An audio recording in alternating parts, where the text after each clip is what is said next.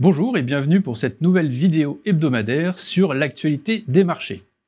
Alors, cette semaine, on a eu un mouvement de baisse de taux assez prononcé, que ce soit côté États-Unis ou Europe.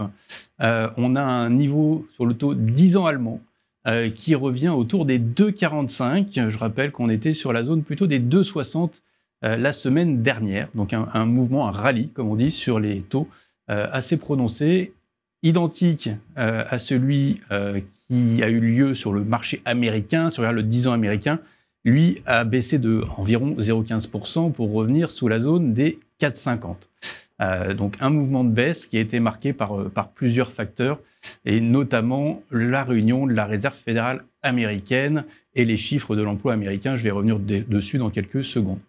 Si on regarde les autres mouvements sur les marchés financiers, on a plutôt une bonne semaine en termes de perception du risque, en tout cas pour les investisseurs, vu qu'on a eu sur les marchés du crédit une compression des spreads et dans le même temps sur les marchés actions une poursuite, une remontée des marchés, que ce soit en Europe à peu près de l'ordre de 1% pour l'Eurostoxx, et aussi côté États-Unis, le Standard & Poor's qui prend à peu près 3% sur la semaine et même un peu plus pour le Nasdaq. À noter la très bonne performance des marchés actions chinoises qui remontent avec à peu près 4,5% de performance sur la semaine. Donc une semaine positive en termes on va dire de mouvement de marché. Et si on revient sur les principaux catalystes de ces mouvements, alors on a eu plusieurs phases. On a eu tout d'abord, donc comme je disais, la Réserve fédérale américaine qui a tenu sa réunion et qui a clairement indiqué au marché qu'il n'y aurait pas de hausse de taux à venir. On pouvait encore avoir un petit doute là-dessus. Jérôme Powell a été très clair là-dessus.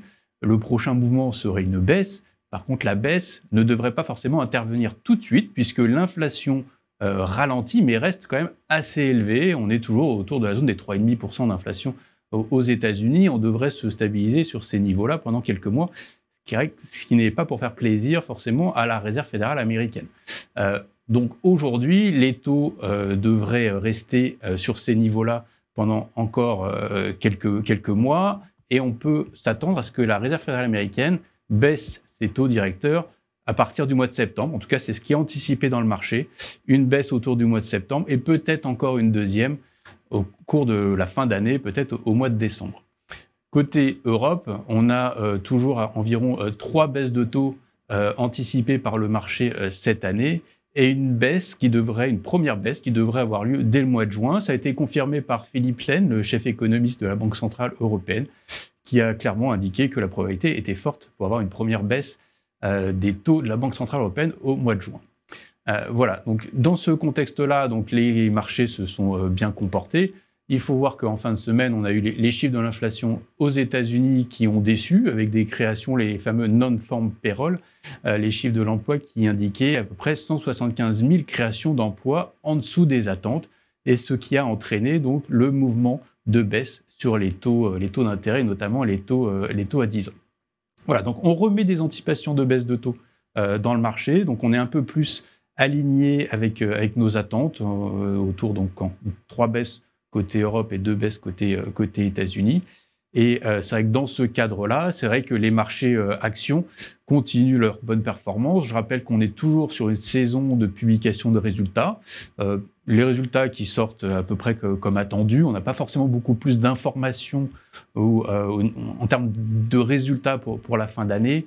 Peut-être à souligner les bons résultats d'Apple aux États-Unis. Alors, les résultats n'étaient pas forcément bons, mais en tout cas, le titre a pris 8% suite à l'annonce d'un rachat d'actions historique de plus de 110 milliards de dollars. Donc, c'est vraiment le record historique en termes de rachat d'actions pour une entreprise. Et donc, le titre a rebondi de 8% juste après.